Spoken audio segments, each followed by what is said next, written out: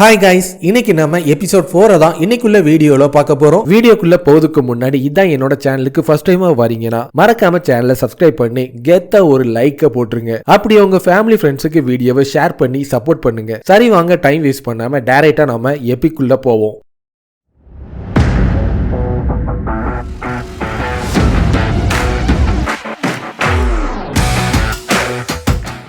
எதுக்காக தேவையில்லாம நீ இந்த இடத்தை நோக்கி வந்த? நீ ஃபர்ஸ்டே அந்த பேட்டில் நடந்த இடத்துக்கு போய் அவனை ரெக்ரூட் பண்றது தான் உன்னோட வேலை. என்னது ரெக்ரூட் பண்ணணுமா? இதுக்கு முன்னாடி இந்த மாதிரி எபிலிட்டி இருக்கிறவனை நான் கேள்விப்படுறது இதுதான் ஃபர்ஸ்ட் டைம். அவனோட பவரை பயன்படுத்தி மேஜிக் ஃபோர்ஸ் ஃபீல்டையும் ஒரு ஜீனோமோட கூட்டத்தையே அழிக்கிறான்னா கண்டிப்பா அவன் சாதாரண ஆளா இருக்க முடியாது. ஒரு இர்ரெகுலரா இருந்தா மட்டும்தான் அவனோட ஸ்கில்லை பயன்படுத்தி இது எல்லாத்தையுமே பண்ண முடியும். அந்த மாதிரி ஒருத்தனை நம்மளோட கில்டுக்கு ரெக்ரூட் பண்ண வேண்டியது கண்டிப்பா அவசியம். நீங்க இவ்வளவு சொன்னதுக்கு அப்புறம் அவனை நான் ரெக்ரூட் பண்ணாம இருப்பானா? எதுக்காக தேவையில்லாம இங்கே இருந்து டைம் வேஸ்ட் பண்ணிட்டு இருக்க? உடனே நீ வெளியே போன்னு அவன் கழுத்தை பிடிச்சு வெளியே தள்ளி விட்டுட்டு இருப்பான். ஏற்கனவே நடந்த விஷயம் ஒயிட் லோட்டஸ் கில்டோட டெபுட்டி கில்டு மாஸ்டரா இருக்கிற சியோன்மேல் மீனுக்கும் தெரிய வந்துட்டு இருக்கும். அவன் உடனே அவனை ரெக்ரூட் பண்ணதுக்காக அந்த இடத்தை நோக்கி போயிட்டு இருப்பான். அதுக்கு முன்னாடி அவன் வீட்டு வாசல்ல அதிகமான கில்டை சேர்ந்தவங்க அவனோட வாசல்ல இருந்து அவனுக்காக வெயிட் பண்ணிட்டு இருக்க கொரியாலேயே நம்பர் 1 கில்டா இருக்கிற ஒயிட் லோட்டஸ் கில்டோட டெபுட்டி கில்டு மாஸ்டரா இருக்கிற சியோனல் மீல் இங்க என்ன பண்ணிட்டு இருக்கா? அவ கண்டிப்பா அவனை ரெக்ரூட் பண்ணதுக்காக தான் வந்திருக்கணும். ஒரு இர்ரெகுலரா இருக்கிறவனை ரெக்ரூட் பண்ணணும்னா கண்டிப்பா அதிகமான ஃபண்ட் தேவைப்படும். ஒயிட் லோட்டஸுக்கு தான் அதிகமான ஃபண்ட் இருக்கிறனால இவனை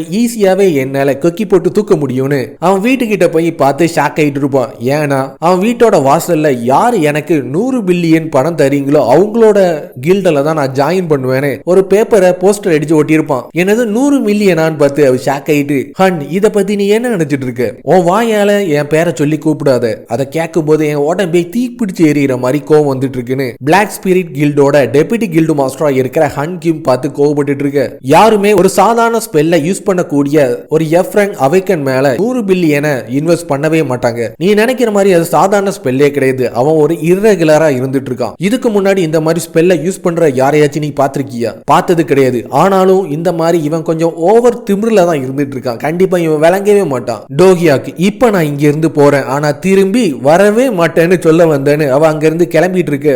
எந்த கில்டுலயும் மணிக்காக ஜாயின் பண்ணணும்னு எனக்கு எந்த ஒரு ரீசனும் இல்ல. ஏன்னா நான் கில்டுல ஜாயின் பண்றது மூலமா அதிகமான சாக்ரிஃபைஸ் பண்ண வேண்டியிருக்கும். என்னோட ஃப்ரீடம் மொத்தமா ரெஸ்ட்ரிக்ட் ஆயிரும். இப்போ என்னோட ஸ்ட்ரென்த்தையும் growth-ஐயும் அதிகரிக்கக்கூடிய வேலையில தான் நான் இறங்க போறேன். ஏற்கனவே நான் அதிகமான டேட்டாஸை எல்லாத்தையுமே ரிசர்ச் பண்ணி வச்சிருக்கேன். இப்போ என்னோட பவரை நான் பூஸ்ட் பண்ணியே ஆகணும்னு அவனோட வீட்ல இருந்து 5 நாள் டிராவல் பண்ணி கடைசியில அந்த இடத்தை நோக்கி வந்துட்டேன்னு ஒரு ராட்சச கதவு கிட்ட போய் நின்னுட்டு இருப்பான். நான் தொடர்ச்சியா 5 நாளா டிராவல் பண்ணி இந்த இடத்தை நோக்கி வரதுக்கு முன்னாடி நியூ ஹியூமனிட்டி ஸ்ட்ரீட்ல இருந்து லேட்டஸ்டான டிஃபென்ஸ் ஆர்மரையும் 500 மில்லியன் பணம் கொடுத்து இந்த ஆர்மர் வெஹிக்கிளையும் நான் கூடயே கூட்டிட்டு வந்திருக்கேன். சீக்கிரத்துல இங்க உள்ள நுழைஞ்சி அதிகமான ஸ்டாட்ஸை நான் இன்க்ரீஸ் பண்ணியே ஆகணும்னு அவனோட ஸ்டேட்டஸை ஓபன் பண்ணி பார்த்துட்டு இருப்பான். ரேங்க் எஃப்ல இருந்துட்டு இருப்பான். அவனோட ஸ்டேட்ஸ் எல்லாமே டபுள் டிஜிட்ல இருந்துட்டு இருக்கும். AMAA-ஓட ஆபீசர் ஒருத்தர் அந்த இடத்தை நோக்கி வந்துட்டு உங்களோட ஐடென்டிட்டி வெரிஃபை ஆயிட்டு நீங்க தாராளமா உள்ள போனான்னு சொன்னோன்னே அந்த ராட்சச கதவு திறந்துட்டு இருக்கும். 21 வருஷமா அவேக்கன் ஆனதுல இருந்தே அதிகமான டஞ்சன்ஸும் ஃபீல்டும் இந்த இடம் ஃபுல்லாவே சுத்தி இருந்துட்டு இருக்கு. டஞ்சனை பொறுத்த வரைக்கும்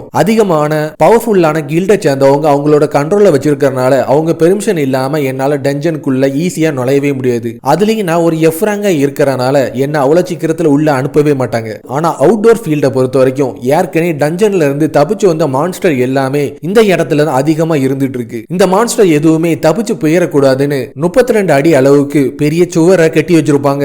அதனாலேயே அங்க இருக்கிற மான்ஸ்டர் எல்லாமே இனப்பெருக்கம் பண்ணி அந்த இடத்துல கூட்டமா இருக்கிறதுனால எஃப்ராங்கரா இருக்கிறவங்க தன்னோட பணத்தை அதிகரிக்கிறதுக்காகவும் எக்ஸ்பீரியன்ஸ் அதிகமான ஸ்டோன்ஸை கலெக்ட் பண்ணதுக்காகவும் இந்த இடத்தை நோக்கி தான் வருவாங்கன்னு அவன் யோசிச்சுட்டு இருக்கும்போது அதிகமான கறி எல்லாமே ஒரே இடத்துல இருந்துட்டு இருக்கும். காப்ளின்ஸ் எல்லாமே அந்த கறியை திங்கிறதுக்காக வேகமா அந்த இடத்தை நோக்கி வந்து வேகமா அது கையில கிடைச்ச மீட் எல்லாத்தையுமே தின்னுட்டு இருக்க. இந்த மீட்டை ஏற்கனவே பொரியா நம்ம ஹீரோ தான் அந்த இடத்துல வச்சிருப்பான். அந்த மீட்டோட வாடையை கேட்டு மான்ஸ்டர் ஏதாச்சும் வரும்னு அதே மாதிரியே கரெக்டா மான்ஸ்டர் வர்றத பார்த்தோன்னே அவனோட மேஜிக் மிஸ்ல பயன்படுத்தி அந்த 3 காப்ளினோட கதையும் முடிச்சுட்டு இருப்பான். அவேக்கன் சிஸ்டம் இந்த மாதிரி சிச்சுவேஷன்ல தான் எனக்கு நல்லாவே யூஸ்ஃபுல்லா இருந்துட்டு இருக்குன்னு அதிகமான மான்ஸ்டரை தோக்கடிக்கிறதுக்காக அவன் தயாராகிட்டு இருக்கும்போது அவன் நினைச்சதை விடவும் அதிகமான காப்ளின்ஸ் அதிகமான ஓல்ஸ் எல்லாமே ஒன்னா சேர்ந்து அவனை சுத்தி வளைச்சு தாக்குறதுக்கு தயாராகிட்டு இருக்கும். இன்னைக்கு எனக்கு ஜாக்பாட் கிடைச்சிருக்குன்னு அவன் ரொம்ப சந்தோஷத்துல அந்த மான்ஸ்டர் எல்லாத்தையுமே தோக்கடிச்சிட்டு மான்ஸ்டர் கேர்காஸ்ட் ஷாப்பை நோக்கி வந்து அவன் தோக்கடிச்ச 50 மான்ஸ்டரை கடைக்காரன்ட்ட போய் கொடுத்துட்டு இருப்பான். இந்த மாதிரி ஒரு நல்ல கண்டிஷன்ல இருக்கிற காப்ளினை நான் பார்த்து ரொம்ப நாள் ஆச்சு. இது காப்ளின் மட்டும் கிடையாது, மத்த மான்ஸ்டரும் இதே மாதிரி தான் இருந்துட்டு இருக்கு. எங்க கிட்ட நல்ல குவாலிட்டியை வித்ததுக்கு ரொம்ப நன்றி. இது எல்லாத்துக்குமே எனக்கு எவ்வளவு பணம் கிடைக்கும்னு கொஞ்சம் சொல்ல முடியுமா? நீங்க இப்ப 50 மான்ஸ்டரை கொண்டு கொடுத்திருக்கறனால உங்களுக்கு மொத்தமா 300 மில்லியன் பணம் உங்களோட அக்கௌண்ட்ல டைரக்டாவே ஆக்டிவேட் ஆயிரும். 5 வருஷத்துல உங்களே மாதிரி யாருமே எங்க கூட சேர்ந்து வியாபாரத்துல ஈடுபட்டதே கிடையாது. அது மட்டும் இல்லாம உங்களுக்கு மணி மட்டும் இல்லாம வேற ஒரு பார்சலும் வந்துச்சு. சேஃப்டி செக்குக்காக அந்த பேக்கேஜ் எல்லாத்தையுமே நாங்க திறந்து பார்த்தோம். இது ஒரு டைரின்னு சொன்னோனே அவனுக்கு தேவையான இன்ஃபர்மேஷன் எல்லாமே அதுல இருந்துட்டு இருக்கும். நான் கூடிய சீக்கிரத்துல எனக்கு கிடைக்க வேண்டிய பணத்தை கலெக்ட் பண்ணிட்டு நான் இந்த இடத்தை விட்டு போயிடணும். ஏற்கனவே இங்க இருக்கிற அதிகமான கண்கள் நான் அதிகமான பணத்தை அடைஞ்சிருக்கிறத பார்த்து என் மேல பொறாமையில இருந்துட்டு இருப்பாங்கன்னு அவன் யோசிச்சுட்டு இருக்கும்போது அவன் நினைச்ச மாதிரியே அந்த இடத்துல ஒரு 3 பேர் இருந்து அவன் மேலேயே நோட்டை விட்டுட்டு இருப்பாங்க. நீங்க அவனை பாத்தீங்களா? சாதாரணமா மான்ஸ்டரை தோக்கடிச்சு ஒரே நேரத்துல 300 மில்லியன் அடைஞ்சிருக்கான். நம்ம என்னன்னா 5 நாளா தொடர்ச்சியா சண்டை போட்டும் வெறும் 3 மில்லியனை மட்டும் தான் நம்மளால அடைய முடிஞ்சுச்சு. ஏற்கனவே டிராவலுக்கும் நம்மளோட ஃபுட் எல்லாத்துக்குமே அது எல்லாமே சரியாயிட்டு. அதுலயும் முக்கியமா அந்த எம்ப்ளாயி இந்த மாதிரி நம்மகிட்ட பணியோட பேசி நான் பார்க்கவே இல்லை. அவனுக்கு எவ்வளவு தைரியம் இருந்தா அவனோட சாதாரண மேஜிக்கை பயன்படுத்தி இவ்வளவு பணத்தை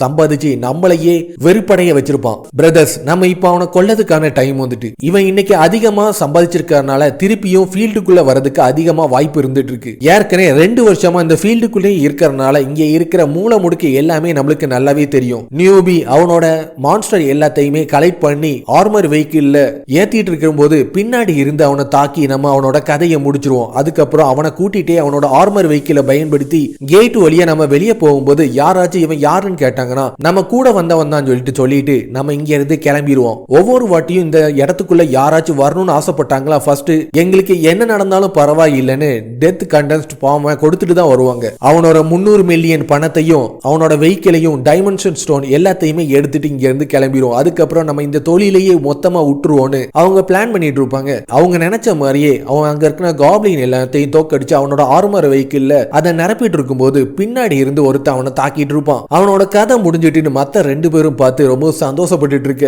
நீ தேவையில்லாம எங்களோட பார்வையில பட்டு பெரிய தப்பு பண்ணிட்ட. இப்போ உன்னோட கதையை முடிக்கிறதுக்கான டைம் வந்துட்டு ஒரு பெரிய கட்டை எடுத்து அவன் தலையில அடிச்சு கொள்ளதுக்கு தயாராயிட்டு இருக்க.